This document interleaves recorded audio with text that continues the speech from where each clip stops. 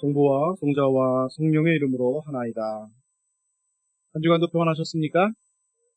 더우셨죠? 땀띠 나셨죠? 네. 한 주간도 수고가 많으셨습니다. 여러분이 보낸 그 한 주간 동안에 여러분이 기도하시고 또 소망하시고 나누신 모든 것을 하나님께서 은총으로 보답해 주시기를 주님의 이름으로 축원합니다. 아멘. 오늘은 연중 19주일이기도 하지만 평화통일 주일이기도 합니다. 아마도 이번 주에 광복절이 들어있어서 오늘을 모든 교회가 함께 평화통일 주일로 지킵니다. 전쟁이 주는 엄청난 고통을 우리가 알기 때문에 더 이상 우리 이 땅에 전쟁과 또 식민의 상처가 생기지 않도록 평화를 위해서 기도하고 또 우리나라는 특별히 또 분단의 아픔을 가지고 있기 때문에 이 분단의 아픔을 지혜롭게 통일로 이루어갈 수 있도록 또 하느님께서 그렇게 인도하시도록 위해서 우리가 함께 기도해야 할 것 같습니다. 또한 세계의 곳곳에서 전쟁과 분쟁이 끊이지 않고 있습니다. 지금도 어느 곳에는 누군가가 목숨을 잃는 현장의 한복판에 서 있기도 합니다. 자신의 의지와는 상관없이 이념이나 또는 경제적이나 정치적 이유 때문에 많은 사람들이 전쟁터로 끌려가고 있는 형국이죠. 또한 전쟁을 피해서 수많은 난민들이 자신의 삶의 터전을 떠나고 있습니다. 당장은 우리와 상관이 없다라고 치부할 수 있겠지만 우리도 얼마 전까지 전쟁으로 고통받았고 아직도 분단되어 있는 잠정적인 휴전 상태이기 때문에 우리도 그들의 피와 눈물을 너무나도 잘 알고 있다고 하는 것이죠. 그래서 특별히 오늘은 이런 상황을 하나님께 의탁하고 기도하면서 평화를 위해서 힘쓰는 사람들 그리고 평화가 간절한 지역을 위해서 기도하는 주일로 보내시기를 부탁을 드립니다. 오늘도 성서의 말씀들은 이제 창세기 같은 경우에는 야곱의 가정에 일어난 이야기로 시작합니다. 어떤 면에서 보자면 오늘날도 왕왕 일어나는 상황이기도 합니다. 근데 안타까운 것은 죄질이 너무 좋지 않습니다. 모두가 작당해가지고 한 사람의 삶을 파멸로 몰아넣는 좀 악마적인 모습이 이 성경에 드러나 있기 때문에 좀 보기가 좀 민망하죠. 이삭은 에사오를 사랑했습니다. 편애했어요. 그러면 이삭의 부인 리브가는 누구를 사랑했겠습니까? 상대적으로 에사오의 동생인 야곱을 사랑했겠죠. 그러니까 결국 야곱은 아버지와 어머니가 각각 편애하는 그런 가정에서 자라났습니다. 그리고 이제 본인이 어른이 돼서 자녀들을 11명이나 데리고 있게 같이 살게 됐는데 그 중에 자기가 편애하는 아들이 있었던 겁니다. 그 사람이 바로 막둥이였던 요셉이었어요. 요셉이 얼마나 이뻤겠습니까? 그런데 요셉의 입장에서는 아빠가 자기를 가장 사랑하니 얼마나 좋았겠습니까? 그런데 나머지 10명의 형제들은 어땠겠습니까? 생각해 보십시오. 어땠을까요? 큰딸로 사신 분들은 아마 그걸 잘 알고 계실 겁니다. 막내둥이가 이쁨 받으면 큰딸은 뭐만 막둥이가 잘못해도 줄이 잡아야죠. 와, 그렇지 않겠습니까? 그래서 이복 형제들은 이 요셉의 그런 행동과 태도를 그렇게 좋아하지 않았습니다. 게다가 이복 형들이 양치고 하는 일들을 요셉이 함께 거들면서 살았는데 그 일을 가지고 가서 아버지에게 꼭 보고를 하는 겁니다. 근데 그게 좋게 보고하면 형들이 요셉을 좋아할 텐데 꼭 나쁘게 보고합니다. 아버지, 형들이요 아버지한테는 일한다고 가갖고 몰래 맛있는 거 먹고 일 안 하고 저 뒤에서 땡땡이 쳤어요. 그러면 아버지가 모른 척하고 있다가 니들 땡땡이 치는 거 내가 다 알아. 그리고 막 혼냈겠죠. 그 정보가 어디서 흘러나왔다고 하는 것을 형제들은 너무나도 잘 알았습니다. 그래서 요셉은 어렸을 때 별명이 고자질쟁이였습니다. 고자질쟁이. 그런데 건강한 아버지라면 요셉아, 너 형들이 뭐 잘못했다고 해서 너 와서 고자질쟁 하면 안 돼. 그 형들이 괴롭잖아. 너 그러면 안 돼. 라고 가르쳐야 되는 것이 건강한 아버지인데 이 야곱은 요셉이 너무 이뻐가지고 그런 것도 너무 이뻐서 그 장신구를 단 옷을 지어 입혔습니다. 성경에서 장신구를 단 옷을 입혔다라고 하는 말로 표현이 되어 있는데, 이 말은 우리가 듣기에는 요셉만 특별하게 좋은 옷을 입혔구나 이렇게 생각할 수 있겠습니다만, 이 장신구를 단 옷이 히브리어로 케토네트 파심이라고 하는 말인데요. 이 케토네트 파심이라고 하는 말은 관리자의 옷을 뜻합니다. 관리자, 감독관, 그런 사람들이 입는 옷이 케토네트 파심입니다. 그러니까 요셉에게 장신구를 단 옷, 그러니까 케토네트 파심을 입혔다는 이유는, 너 형들이 뭐 하고 있는지 너 고자질을 잘하잖아. 가서 보고서 나한테 어떻게 해야 되는 거예요? 보고하라는 권한을 요셉에게 부여한 거. 얼마나 아들은 끊임없이 철부지가 되어가고, 아버지는 그것도 좋아서 그냥 마냥 요셉이 좋은 모습을 입는 것이죠. 이것을 미루어 보면 요셉이 훌륭한 인격자로 성장했을까요? 요셉의 이야기를 처음부터 끝까지 알고 있는 우리는 요셉이 나중에 훌륭한 그런 하나님의 도구로 쓰임받는 사람으로 성장한다는 것을 우리가 잘 알고 있습니다. 그런데 어린 시절 그냥 부당하게 형제들에게 모함받았다고 생각하는 우리의 마음이 있죠. 근데 그렇지 않습니다. 이때는 요셉이 욕을 얻어먹어도 싼 철부지 어린아이였어요. 사리분별도 할 수 없고 형제들에게 맨날 뒤에 가서 아버지한테 고재질하고 그런 사람이었습니다. 아주 사려 깊지 못한 그런 철부지 막둥이의 모습을 그대로 보여주고 있는 것이 요셉이었습니다. 형들이 그런 요셉을 좋아할 리가 있겠습니까? 고자질까지 할 때만 해도 그냥 아버지가 나보다 열 손가락 깨물어서 안 아픈 손가락이 없다고 하는데 내 손가락은 안 아픈가벼. 그러면서 그냥 요셉만 좋아서 그러시는가 봐 하고 요셉을 미워하기만 했습니다. 근데 거기다가 불난데 기름 붓는 사건이 벌어집니다. 그게 뭐냐면 두 번의 요셉의 꿈 이야기입니다. 오늘 우리가 이 일독서에는 그 부분을 쏙 뺐는데, 근데 이 두 번의 요셉의 꿈 얘기가 형들한테는 불난 집에 기름을 붓는 형국을 만들어냈습니다. 두 가지 꿈이었습니다. 하나는 곡식단 꿈이고 하나는 해와 달과 별 11개의 꿈이었습니다. 기억나시죠? 곡식단 꿈을 가만히 들여다보십시오. 우리 성경을 읽으면 이렇습니다. 형들 잘 들어보시오. 내가 꿈을 꾸었는데 꿈속에서 우리가 같이 곡식단을 메고 있었소. 그런데 곡식단을 다 묶고 나니까 형들이 묶었던 곡식단이 내 곡식단에 와서 절을 하더이다. 이렇게 쓰여 있습니다. 우리 성경. 그런데 히브리어 성경으로 보면요. 거기에 히네라고 하는 감탄사가 계속 들어갑니다. 계속 들어가요. 그래서 그 꿈 얘기 한 번에 감탄사가 5번이 들어갑니다. 이 말은 무슨 말인지 아세요? 이렇게 정중하게 형들에게 형들 보시오. 내 꿈을 들어보시오. 우리가 같이 곡식단을 묶고 있었어. 이렇게 얘기한 것이 아니었다는 거예요. 이미 요셉을 미워하고 있지 않습니까? 그런데 요셉이 아주 얄밉고 너무 한 대 때려주고 싶을 정도로 얄밉게 형들 앞에서 이야기하는 겁니다. 형, 내가 어제 꿈 꿨어. 들어봐. 이리 와봐. 내 얘기 좀 들어봐. 곡식단을 묶었거든? 와, 내 곡식단이 제일 이뻤어. 형들 곡식단 볼품 없었어. 근데 글쎄, 형들이 묶었던 그 곡식단이 갑자기 나한테 절을 하는 거야. 나한테. 내 곡식단한테. 형들의 곡식단이 나한테 절을 하는 거라고. 막 이러는 겁니다. 여러분이 10명의 형들이었으면 어떻게 했습니까? 요셉아, 하늘을 봐라. 죽기 딱 좋은 날씨지 않니? 오늘 한번 먼지 나도록 맞아볼래? 보통 이렇게 나와야 되는 게 정상 아니겠습니까? 그런 얘기를 하고 있는 거예요. 그런데 꿈을 또 꿨다는 겁니다. 아주 그냥 미워 죽겠는데 꿈을 또 꿨대. 내가 꿈을 꿨는데 해와 달과 별 11개가 있는데 그것들이 다 내 별 앞에 와가지고 거기서 경배를 하는 거야. 이야, 형 이런 꿈 본 적 있어요? 막 얘기를 하는 거야. 근데 그때 성경에 보면 아버지와 형제들이 같이 있는 자리에서 그 얘기를 했어요. 그 형들이 그 한 대라도 주워박을 수 있겠습니까? 표정 관리해야 될 거냐. 아버지가 있었습니다. 그냥 속이 그냥 타들어가는데도 그냥 이러고 있었을 거 아니에요. 그래서 성경에 뭐라고 표현하냐면 형들이 그 꿈의 이야기에 질투하였다 이렇게 되어 있어요. 질투.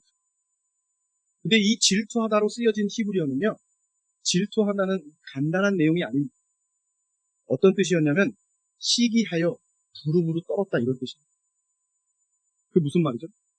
그 꿈 얘기를 듣고 그냥 어찌할 바를 몰라서 이를 갈고 있었다. 저 한번 걸려봐, 저거. 저거 한번 걸려봐. 그거 정말 안 되는 거예요. 이런 뜻입니다. 그런 상태에 아버지가 형들은 다 일하러 보내고 요셉만 집에 데리고 있었어요. 얼마나 부당한 처사입니까? 나가서 일하는 형들이 가면서 에휴, 요셉은 또 집에 있네. 나는 가서 또 양쳐야 되나.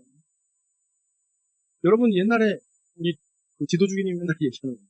큰형은 공부 잘한다고 공부시키고 막둥이는 막둥이라고 동생들이라고 학교 보내고 자기는 둘째라고 밭에 가서 일하라고 그랬다고 맨날 나한테 얘기하거든요. 그래서 풀 배봤어? 이러면서 막 그래요. 그런 거 똑같은 거예요. 지금 형들은 다 일하러 나가고 동생 요셉만 집에서 재밌게 지내는 거예요. 그런 상태의 노예입니다. 그니 얼마나 화가 나겠습니까? 근데 그들이 양을 치러 간 거리가요. 우리가 보면 세겜에 갔다가 도다인으로 갔다 이렇게 되어 있는데 그 거리가 무려 110km. 110km를 가면서 양들을 먹인 거예요. 얼마나 힘들겠습니까? 요즘같이 더운 이런 때 양들 풀 먹이로 돌아다니고 있는 것인데 얼마나 화가 나겠습니까? 그런데 그런 상황에서 야곱이 요셉을 불러다가 야, 형들이 잘하고 있는지 가서 보고 오라고 요셉을 보내는 거예요. 뭘로 보내는 거예요? 장신구를 담아, 그러니까 관리자의 역할로 보내는 거예요. 그러니까 또 요셉은 신이 나서 거기를 가는 거죠. 110km를 따라갑니다. 멀리서 요셉이 한눈에 봐도 알 수 있는 요셉이 옵니다. 근데 우리 같은 경우 산이 이렇게 있으니까 저 멀리서 오는 걸 볼 수가 없지만 그 동네에는 저 멀리 언덕을 넘어오는 사람을 누군지 구별할 수 있죠. 그러니까 형들이 그걸 보자마자 저기 뭐가 온다? 꼼쟁이가 온다. 얼마나 상처가 됐으면 그게 보자마자 저기 꼼쟁이가 온다. 그냥 저를 그러면서 이들이 말하는 게 뭐냐? 지금 당장 저 오자마자 저 꼼쟁이를 그냥 죽이자. 이렇게 얘기해요. 죽이자. 근데 여러분 이게 죽이는 게 방법이 여러 가지 있잖아요. 죽인다라고 하는 히브리어 표현도 여러 가지가 있습니다. 근데 오늘 여기에 쓰였던 죽인다라고 하는 이 히브리어는 하라그라고 하는 말인데요. 이게 무슨 말인지 아세요? 도륙하다는 뜻이에요. 도륙하다. 그냥 죽이는 게 아니라 찢어 죽이겠다는 뜻이에요. 이게 얼마나 형제들이 얼마나 요셉이 미웠으면 저거 오기만 해봐 그냥 찢어 죽이기. 이렇게 지금 얘기하고 있는 거예요. 근데 실제로 말로만 그러고 있었던 것이 아니라 형제들의 분노가 그게 달았던 거예요. 그래서 루벤이 저거를 어떻게 되면 살려내려면 어떻게 되나 구덩이에다가 집어넣어야 되나 어떻게 되나 하면서 막 머리를 쓰고 형제들의 분노가 너무 강하니까 유다는 야 죽이지 말고 그냥 우리 이스마엘 저 상인한테 팔자. 이제 이렇게 얘기를 하게 된 상황이 되는 거죠. 얼마나 증오가 깊었는지가 이 창세기 37장 통해서 알 수가 있습니다. 한순간에 요셉은 지금까지 살았던 삶과는 전혀 다른 삶으로 내몰리기 시작합니다. 그러니까 지금까지 살아왔던 삶이 정상적인 삶도 아니었죠. 요셉에게는 정말 지우고 싶은 과거의 모습일지도 모르겠습니다. 그 모습을 지닌 채 갑자기 제자들이 만났던 것 같은 풍랑을 만나게 되는 것입니다.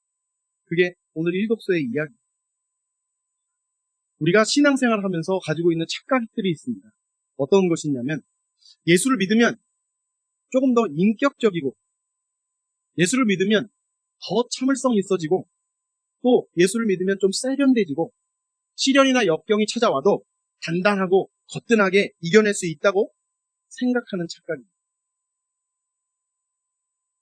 근데 오히려 신앙인으로 살다 보니까 오히려 힘들고 부딪히고 견뎌내고 하는 일들이 더 어려울 때가 많죠.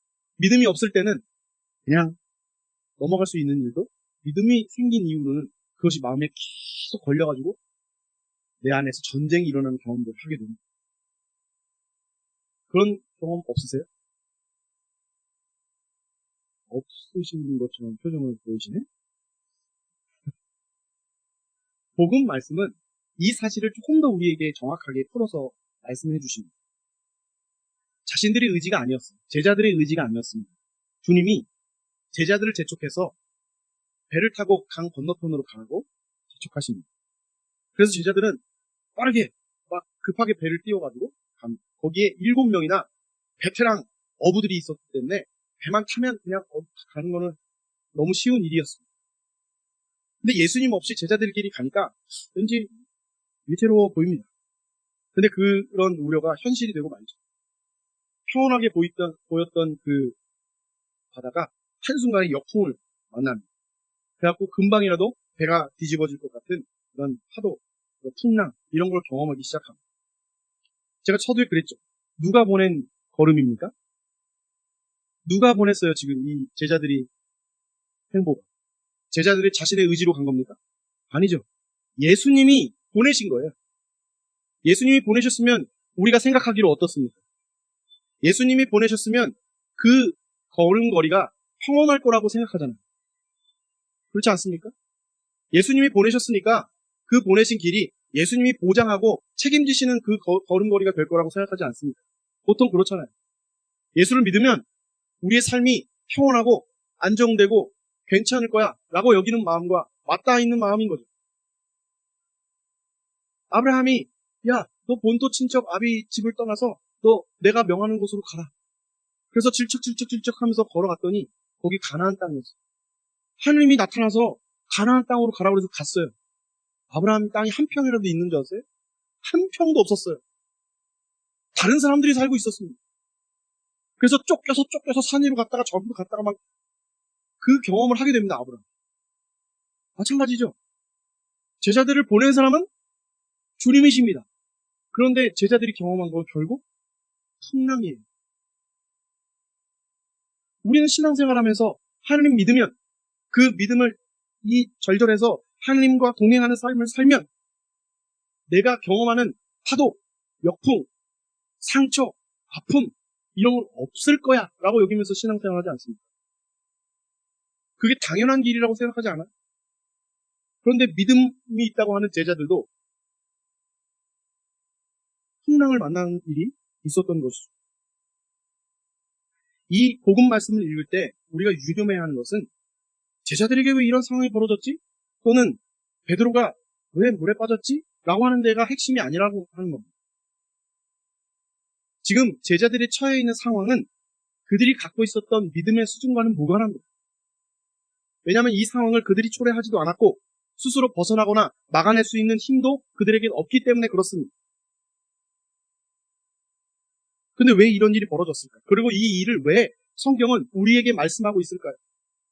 믿음이 무엇이기 때문에 그런 것이 아닙니다. 주인을 잃고 흔들렸던 배는 언제 평온해지죠? 주님이 그 배에 오르시자 평온해집니다. 믿음이라고 하는 것은 어떤 상황이 바뀌고 변화되고 그것을 희망하고 소망하는 것으로 표현되는 것이 아닙니다. 믿음은 주님이 계시느냐 그렇지 않느냐의 여부에 있습니다. 믿음은 주님을 예수 그리스도를 주인으로 모시느냐 그렇지 않느냐의 여부에 따라 달려있다고 하는 것입니다. 오늘 이 말씀은 우리에게 그것을 알려줍니다. 믿음은 우리를 풍랑에서 구원해내는 도구가 아니라 믿음은 예수 그리스도 살아계신 그분이 내 삶에 역사하셔서 나와 함께 동행하느냐의 여부에 달려있다고 하는 것을 말해주고 있는 것이죠. 풍랑 한가운데서도 주님이 계시면 살 수 있습니다. 믿음이 좋다고 여겼던 베드로도 주님 저도 무리를 걸을 수 있겠습니까? 라고 하는 말 한마디 오너라 라고 하는 말에 순종해서 배의 밖에 발을 딛고 몇 발짝 걸다가 그 바람과 풍랑이 눈에 보이자마자 밑으로 빠져들지 않습니다. 이때 베드로가 뭐라고 했냐면 주님 살려주십시오 라고 얘기해요. 주님 살려주십시오 라고 하는 이 말은 주님 저를 불쌍히 여겨주십시오. 주님 저희에게 자비를 베풀어 주십시오. 주님 저희를 살려주십시오 이라고 하는 말은 같은 말입니다. 그 주님에게 향해서 내 손을 내밀고 내 온 마음을 다하여 드릴 때 주님이 곧장 오셔서 우리를 구원하십니다. 믿음의 여부는 내 안에 형성되는 어떤 것이 아니라 내 안에 주님이 계시냐, 그렇지 않느냐의 여부에 달려있다는 것입니다.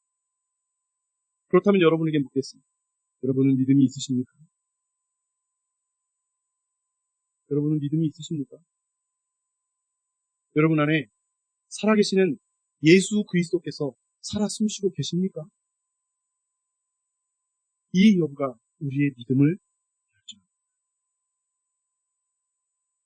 요셉은 철부지 살아있지 못한 마음으로 살았지만 나머지 혹독한 하느님의 훈련에 의해서 나중에 이스라엘을 구원하는 귀한 일로 쓰임을 받습니다.